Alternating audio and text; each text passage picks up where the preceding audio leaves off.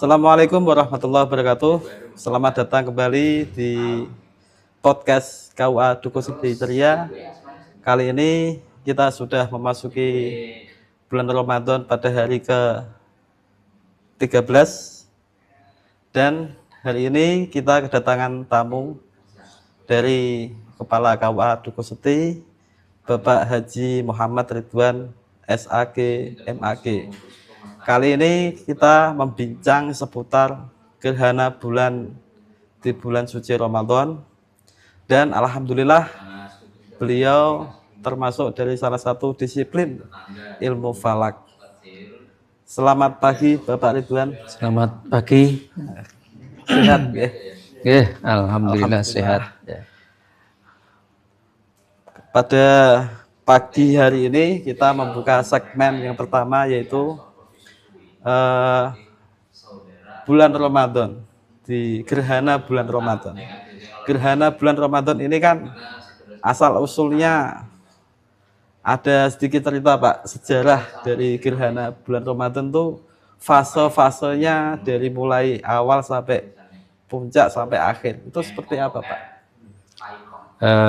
Sebelumnya Assalamualaikum warahmatullahi wabarakatuh. Nanti memang terjadi gerhana bulan, tidak hanya gerhana bulan biasa, tapi gerhana bulan total di bulan Ramadan.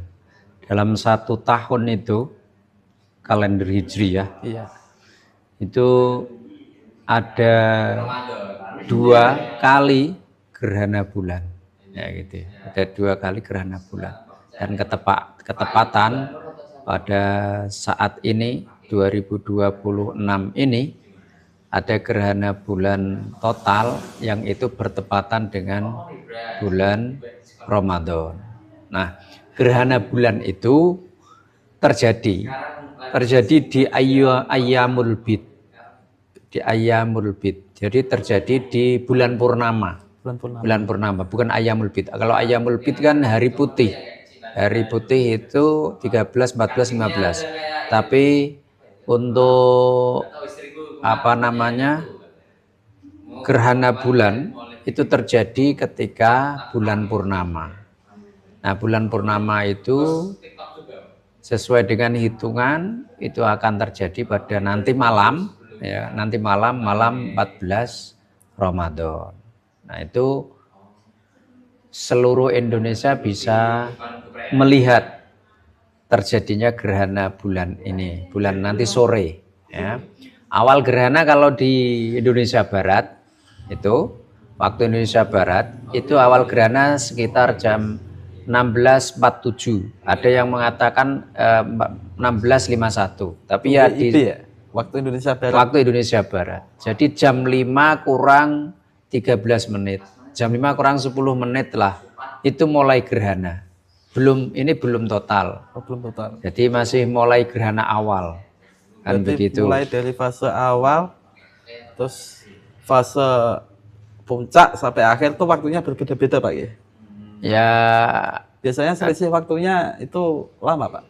Durasi waktunya sekitar 2-3 jam lah. Jadi berakhirnya gerhana itu nanti kan sekitar pukul 8.16 menit, ya kan? 8:04 menit. Awalnya itu jam 5 kurang 10 menit. Berarti kalau kita hitung durasinya jam 5, 6, 7, 8, 3 jam. Durasi gerhana nanti itu sekitar 3 jam. Jadi ada waktu lama. Tetapi di waktu sore hari itu kan nggak terlihat. Karena matahari belum terbenam. Oh iya. Nah, kalau sudah matahari terbenam baru bisa melihat. Nah, bisa jadi karena ini cuacanya itu mendung, ya, tidak menentu, atau hujan, ya, tidak bisa terlihat karena hujan. Tapi bisa jadi hujan kan tidak terus menerus. Betul. Nanti bisa reda dan tidak hujan, langit kembali bersih, itu bisa dilihat gerhana bulan totalnya. Kalau totalnya itu sekitar jam 6 6:30, 18:34 itu tengah totalnya, total penuh itu jam 6:30. Jadi setelah kita melakukan iftar, melakukan buka puasa, nah itu nanti setengah jam itu akan terjadi puncak gerhana total. Nah awal totalnya itu ketika maghrib, setelah maghrib sekitar 5 menit. Maghribnya kan 17:58 sekarang. 17:58. Nah total awal totalnya itu mulai gerhana total awal itu jam 18:04. Nah, Biasanya kalau terjadi gerhana bulan itu memang hanya waktu khusus atau berulang-ulang setiap tahun, Pak? Setiap tahun apa pasti ada, Pak ya? setiap tahun pasti ada. Ya, tadi awal saya jelaskan ada 2 kali dalam setahun gerhana bulan itu, parsial maupun total. Tapi tidak di Indonesia belum tentu terlihat. Kadang di daerah mana. Tapi ada. Cuman kadang waktunya siang. Kebetulan di Indonesia siang, jadi nggak terlihat kan begitu. Nah itu. Mungkin ada beberapa anjuran khususnya untuk kaum muslim. Kira-kira anjuran apa saja, Pak, yang biasanya perlu kita ketahui saat pada melihat gerhana bulan secara total? Anjuran bagi seorang muslim. Bagi kita seorang muslim ya anjurannya sebagaimana anjuran dari Nabi, dan Nabi-Nabi itu menganjurkan untuk sholat gerhana bulan dan begitu. Nah sholat gerhana bulan setelah itu dilanjut dengan khutbah gerhana. Nah begitu. Jadi tidak ada khusus kegiatan apa, tidak, tapi dianjurkan sama Nabi sholat sunat muakkad, ini sholat sunat gerhana bulan atau khusuful qamar kan begitu. Jadi apa itu, Pak, terjadinya gerhana bulan biasanya kalau terlihat paling jelas biasanya malam, Pak G. Malam. Kalau siang ya. tuh gimana, Pak? Kan secara kan berlawanan dengan matahari. Apakah harus menggunakan alat secara khusus atau dilihat secara langsung kan nggak bisa jelas itu, Pak. Memang ada seperti halnya hilal tuh, Pak ya. Seperti itu ya. Jadi kalau gerhana bulan itu sebenarnya bisa kita amati secara mata telanjang. Tanpa ada alat bisa. Cuman beberapa ahli astronomi, beberapa ahli orang-orang yang suka astronomi, hobi astronomi, dia pengen membuktikan gerhana itu apakah sesuai dengan hitungan atau tidak. Kan ada yang menghitung bahwa awal gerhana itu jam sekian, puncak gerhana jam sekian sampai jam sekian.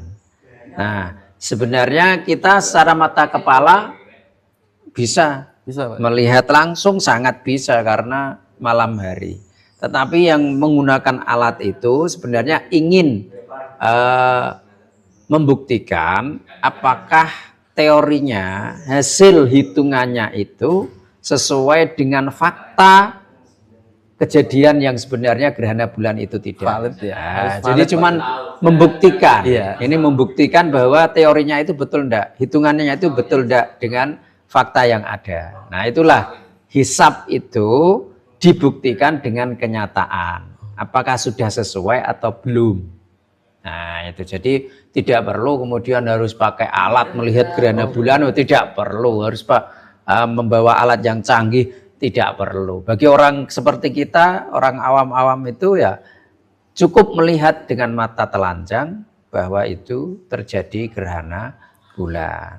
Jadi kalau orang yang bawa alat-alat itu untuk melihat hilal, melihat gerhana bulan, memastikan bahwa apakah hasil hitungannya itu sesuai dengan kenyataan atau tidak. Selain itu memang dia hobi mengumpulkan fotografi gitu ya. Para fotografer itu memang hobi mengumpulkan fase-fase bulan itu. Jadi ya dia memang hobi, senang dengan foto-foto itu dan itu diabadikan. Nah, kayak gitu. Biasanya kalau fase-fase dari awal sampai akhir, biasanya kan ada titik-titik lokasi untuk melihat apa itu namanya Pak, gerhana bulan. Itu kalau dari sisi durasi waktu per titik wilayah itu sama semua Pak ya? Atau berbeda-beda gitu? Dari Ya, sisi waktunya itu Pak. kalau kita berbicara waktu bisa jadi sama. Sama ya? Sama, cuman berbicara terkait dengan penampakan, Oh, penampaknya beda. penampakan itu berbeda. Misalnya kita di Indonesia Barat dengan di Indonesia Timur itu kan Oh berbeda, iya, betul. kan? Bedanya 2 jam, kan begitu. Jadi Indonesia Timur tidak bisa melihat awal gerhana. Karena kalau menurut perhitungan di Indonesia Barat aja awal gerhananya itu jam 5 kurang 10 menit misalnya ya. Kurang 13 menit. Berarti di sana lebih dulu. Iya. Berarti lebih dulu 2 jam. Kan gitu. Berarti sekitar jam 3 kurang. Berpengaruh berarti Pak, Ya, secara jam penampakan. 3 kurang sebelum asar Sebelum asar. itu sudah gerhana di sana. Gitu. Seperti Jadi itu. Indonesia Timur itu nanti bisa melihat gerhana itu di akhir gerhananya. Karena durasinya 3 jam. Kalau misalnya diawali jam 3, 4, 5, 6. Nah, ketika jam 6 menggurup, ketika terbenam matahari, itu dia masih bisa. Sebentar saja mungkin. Jadi Iya. sebentar saja dia Karena bisa memang melihat. dari fenomena gerhana bulan itu kan sebagian banyak orang awam memahami itu hanya malam saja, Pak. Sebagian banyak seperti itu. Dan banyak yang awam gerhana itu seolah-olah merasa ditakuti. Itu cara menyikapi, Pak. Menyikapi dengan adanya orang menilai seperti itu gimana, Pak? Kadang kan gerhana itu ada siang, pagi, sore, tapi banyak yang menganggap gerhana bulan itu terjadinya pada malam hari. Seperti itu. Memang di masyarakat kita Awam ya. ya kan, masyarakat yang masih mempercayai apa namanya mitologi dan lain sebagainya, itu ada kepercayaan ada gerhana itu pasti ada sesuatu. Iya, kayak mistis Pak. Ya, pasti ada sesuatu. Ya, itu memang kayak di zaman Nabi dulu ya seperti itu. Jadi ini berarti ada yang tidak baik. Kalau seperti ini tidak baik dan lain sebagainya seperti itu. Dulu mbah-mbah kita itu mungkin di beberapa daerah masih berlaku ya, masih ada ketika gerhana bulan itu pohon-pohon bukan ditebang, ditepuk-tepuk gitu. Oh, Pohon-pohon. ada filosofi Jawanya seperti itu. Ada kepercayaan seperti itu gitu ya. Tapi memang peristiwa gerhana bulan itu kan tidak hanya peristiwa astronomi. Artinya tidak kemudian hanya astronomi saja orang membacanya, tapi bisa juga dengan astrologi, ya kan gitu. Astrologi, ilmu perbintangan kan begitu. Jadi misalnya orang, kalau ada gerhana bulan di bulan Ramadan itu nanti akan terjadi seperti ini. Ya, seperti itu. Jadi orang-orang awam seperti itu. Dan memang harus diluruskan. Tapi itu kepercayaan seperti itu sudah melegenda. Artinya sudah menjadi keyakinan bagi tiap orang yang meyakini. Ya. Padahal sebenarnya tidak ada apa-apa. Ya, itu peristiwa alam saja. Hanya kepercayaan saja Pak. Kepercayaan. Ya. Mungkin ada beberapa pesan dengan adanya gerhana bulan di bulan suci Ramadan. Mungkin ada pesan Pak bagi umat Muslim untuk menyampaikan hikmah dari terjadinya gerhana bulan di bulan suci Ramadan. Kira-kira pesannya apa saja? Ya, bagi kaum muslimin ya, untuk gerhana bulan di bulan Ramadan ini, mari kita selalu bersyukur, mensyukuri nikmat, kemudian melaksanakan sholat sunnah gerhana bulan, yang itu bisa dilaksanakan nanti setelah maghrib melaksanakan sholat gerhana bulan, dilanjut dengan khutbah gerhana bulan, dan kemudian nanti isya dilanjut dengan sholat isya berjamaah, kemudian tarawih. Jadi untuk pelaksanaan sholat gerhana memang bisa ketika awal gerhana, kalau sudah kelihatan bisa dilaksanakan gerhana, sholat gerhana, dan setelah itu bisa dilakukan setelah buka puasa, atau kalau setelah terawih saya kira terlalu malam, karena terawih itu sudah selesai, nanti gerhananya sudah selesai, dan gerhana bulan tidak kemudian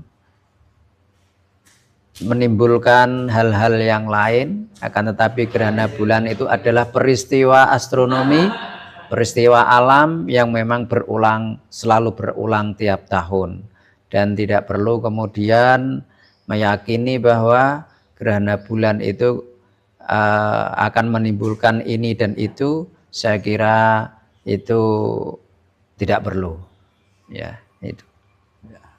Terima kasih Bapak Ridwan sudah memberikan ilmu tentang gerhana bulan, dan pada kesempatan episode segmen akhir ini kita dapat pencerahan dari Bapak Ridwan sebagai disiplin ilmu gerhana bulan, disiplin ilmu astronomi atau Falak. rukyat ya Pak. Dan mari kita bersama-sama memanfaatkan gerhana bulan ini sebagai bulan momentum yang mana kita tidak lupa menjalankan sholat gerhana bulan dan menjalankan kewajiban-kewajiban kita sebagai seorang muslim, tentu menjadi acuan untuk tambah semangat di bulan suci Ramadan. Dan terima kasih Pak Ridwan sudah meluangkan waktu bersama podcast Kawatu Kosti Ceria. Dan saya Aklis Amalia bersama Bapak Ridwan mengucapkan terima kasih banyak. Walafu minkum. Assalamualaikum warahmatullahi wabarakatuh. Waalaikumsalam warahmatullahi wabarakatuh. Saya grogi Pak.